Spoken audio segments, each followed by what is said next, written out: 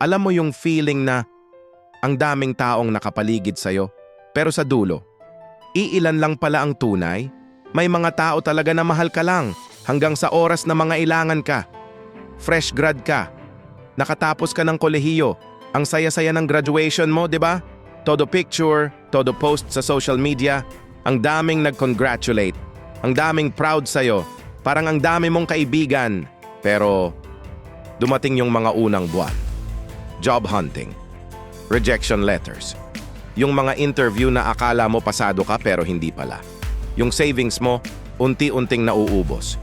Dito mo mapapansin, unti-unting nawawala yung mga dating todo support sa'yo. May kaibigan ako noon, si Mark. Kilala siya sa batch namin, palaging bida sa mga events, palaging may baon na jokes, palaging may kasama. Pero nung hindi siya makahanap ng work ng 6 na buwan, alam mo kung ano nangyari? Naging busy raw bigla yung mga dating laging available. Yung mga dating todo reply sa messages niya, seen na lang. Yung mga dating todo invite sa kanya, bigla na lang nawala. Ang natira? 2 kaibigan lang, si June at Anna. Sila yung tipo ng kaibigan na hindi mo masyadong napapansin noon kasi tahimik lang. Pero sila pala yung tunay. Sila yung nakikinig kahit paulit-ulit na kwento ng rejection. Sila yung tumatawag kahit hindi ka nagre-reply. Sila yung nagpaparamdam na, hey, andito lang ako kahit wala kang maibigay na kapalit. Kasi ganun talaga eh. May mga taong nandyan lang kapag masaya. Kapag madali kang mahalin.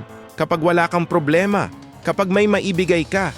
Pero yung tunay na pagmamahal, hindi yan namimili ng season. Hindi yan umaalis kapag mahirap na. Hindi yan nagbabago kahit ikaw ay nagbago. Kaya kung nararanasan mo to ngayon, kung nararamdaman mong nag-iisa ka, tandaan mo, normal yan. Part yan ng journey. At minsan, kailangan mong mawalan ng marami para makilala mo kung sino yung mga dapat mong pahalagahan. Hindi madali. Masakit. Pero kailangan. Para malaman mo kung sino ang tunay, i-share sa comments kung may ganito ka ring experience.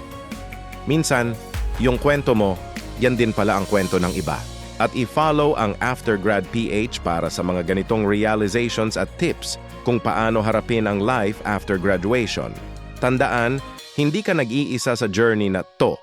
May komunidad ka dito na nakakaintindi sa'yo.